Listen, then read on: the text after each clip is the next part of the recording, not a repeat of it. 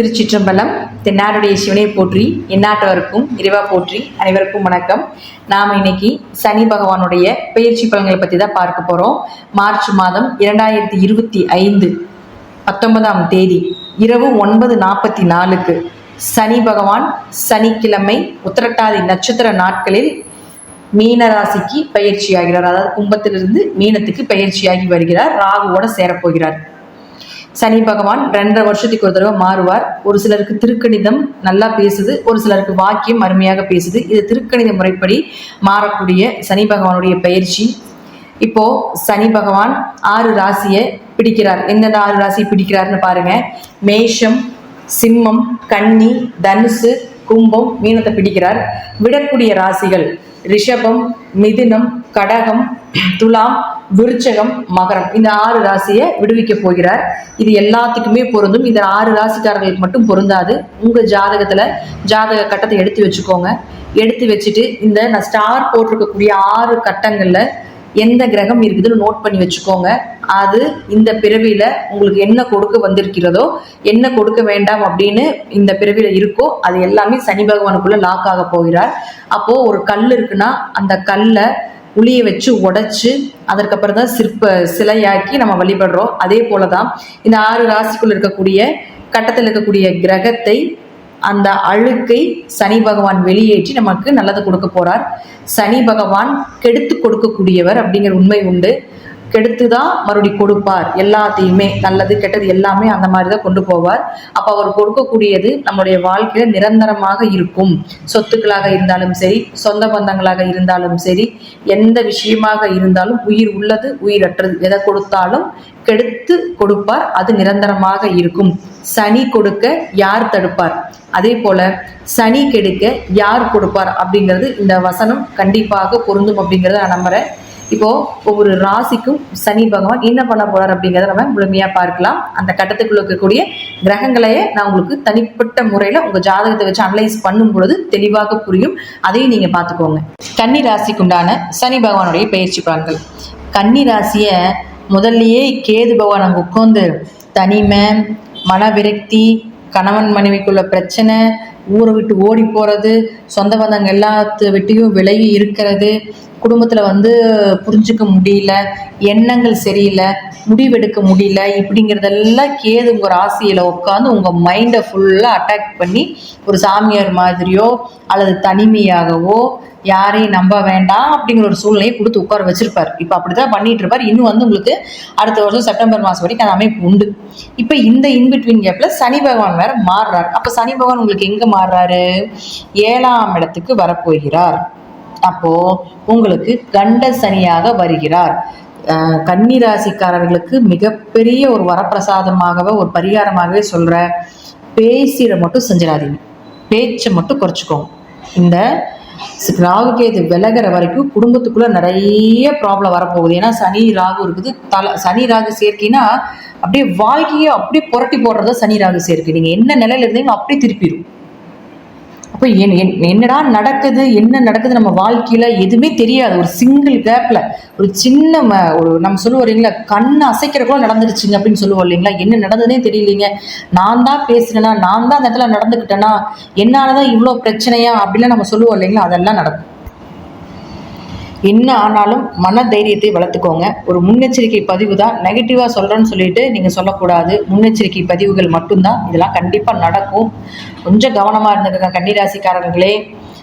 First இந்த சனி பயிற்சி மூலமாக அடிபடக்கூடிய முதல் ராசி உங்க ராசி தான். சனியோட ராகு, இருப்பினும் ராகு கேதுனுடைய சேர்க்கை, குடும்பத்துக்குள்ள கணவன் மனைவி பிரிவினைகள், சண்டை சச்சரவு பிரச்சனை, திருமண வாழ்க்கை அமையல, அமைஞ்ச வாழ்க்கை நல்லா இல்லை, இதெல்லாமே இந்த பேரில் உங்கள் கர்மாவை கழிக்கும். இதெல்லாம் நடக்கும். ஸோ கவனமாக இருந்துக்கோங்க கன்னிராசி நண்பர்களே. அதே போல் இதுக்கு முன்னாடி கேதுவனால தாக்கம் இருந்தாலும் இப்போ சனி ராகு சேர்க்கைங்கும் பொழுது கொஞ்சம் யாராவது ஒரு இடம், கணவன் மனைவிக்குள்ளே இருக்கிறவங்க யாராவது ஒரு இடம் விட்டு இடம் மாற்றம் பண்ணி இருந்தாலும் ஒரு சிறப்பு தான். பார்ட்னர் போட்டு புதுசாக பிஸ்னஸ் பண்ண வேண்டாம். நண்பர்கள்ட்ட பெரிய பேச்சுவார்த்தைகள் வேண்டாம். பெரிய பரிகாரம்னு போய் சிக்க வேண்டாம். பெரிய பண இழப்புகளுக்கு நடக்கக்கூடிய ஒரு வாய்ப்பை கூட ஏமாற்றக்கூடிய ஒரு சூழ்நிலைகள் கூட இருக்கும். அதனால் கொஞ்சம் கவனமாக இருந்துக்கங்க. இப்போ இந்த 6 ராசி கட்டத்தில் ஸ்டார் போட்டிருக்கக்கூடிய 6 ராசி கட்டத்தில் உங்களுக்கு புதன் இருந்தால் கண்டிப்பாக அவர் 1-10 கூடையவர். அப்படி இருக்கும் பொழுது கண்டிப்பாக உங்களுக்கு பெயர் புகழ் மதிப்பு கொஞ்சம் குறையும். யாருக்கு என்ன நன்மைகள் செஞ்சாலும் அதில் உங்களுக்கு தீமைகள் மட்டுமே, அவமானங்கள் மட்டுமே. அதே போல் தொழிலில் பெரிய வளர்ச்சிகள் இருக்காது. என்ன பண்ணிட்டு இருக்கீங்க, தொழிலை ஆக்சுவலாக கேது இருக்கிறனால தொழிலே இல்லைன்னு சொல்லலாம், அல்லது தொழிலே மூட வேண்டிய சூழ்நிலைகள் கூட வந்திருக்கும். அந்த மாதிரி ஏதாவது பண்ணலாமா அப்படின்னு கூட ஐடியா ஆயிருக்கும். ஸோ அதனால் கொஞ்சம் கவனமாக இருங்க, கொஞ்சம் பொறுமையாக தொழில் பண்ணுங்கள். பெருசாக தொழில் அது பண்ணுறேன் இதை பண்ணுற தொழில் வளர்ச்சி அப்படிங்கிறதெல்லாம் எதுவும் வேண்டாம். ராகு இது மாறுற வரைக்கும் கொஞ்சம் கவனம் தான் தொழில் ரீதியாக. அடுத்தது பாருங்கள், இங்கே சுக்கிரன். இந்த சுக்கிரன் இந்த 6 ராசி கட்டங்களில் எங்கே இருந்தாலும் சரி, குடும்பத்துக்குள்ளே பணம் கொடுக்கல் வாங்கல் வேண்டாம். பேச்சால நிறைய பிரச்சனைகள், தந்தை பூர்வீக சொத்து, தந்தையினுடைய ஆயுள் ஆரோக்கியத்தில் கொஞ்சம் பிரச்சனைகள் வர்றது, பூர்வீக சொத்தால பிரச்சனைகள், அண்ணந்தம்பிக்குள்ள பங்காளி உறவுகளுக்குள்ள கொஞ்சம் பிரச்சனைகள், குருவா இருந்து நீங்கள் யார் உங்களுக்கு நன்மை செய்து கொண்டு இருக்கின்றார்களோ அவர்கள் எல்லாமே உங்கள் முதுகுல குத்துறது, இதெல்லாமே நடக்கும். உயர்கல்வி படிப்பு தடைகள் இதெல்லாமே நடக்கும். அதனால கொஞ்சம் பேச்சில் கவனமாக இருங்க சுக்கிரன் அங்கே இருந்தால். அடுத்தது செவ்வாய். இந்த செவ்வாய் இங்கிருந்துன்னு வச்சுக்கோங்க, உங்கள் தைரியம் குறைஞ்சிரும். முயற்சிகள் கொஞ்சம் தடைப்படும்.